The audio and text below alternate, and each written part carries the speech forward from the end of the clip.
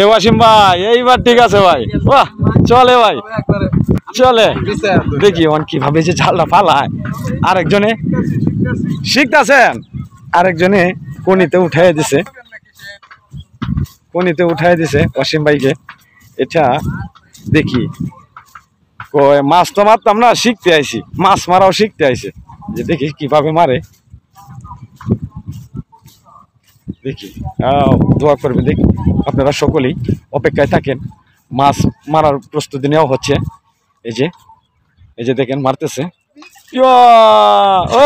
বাহ দেখছেন যে ভাই এইভাবে মারলে কি হবে ভাই? জালে তো মেলাইতে পারেন নাই, হ্যাঁ জাকিতে জাল দিয়ে মাছ মারবে এই রৌদ্রের মাঝে। দেখেন এত তাপমাত্রার মাঝখানে বসে ওয়াসিম ভাই মাছ মারার জন্য, কিন্তু যা হয় নাই হয় নাই হয় নাই। নিজের সঙ্গে আরো আছে, আজাদ ভাই আছে, আরেক ভাই আছে। যে আমার বাংলা টাইগারে বাংলার মডেল ওই জায়গায় রাখলাম, চলে আসলাম আমরা।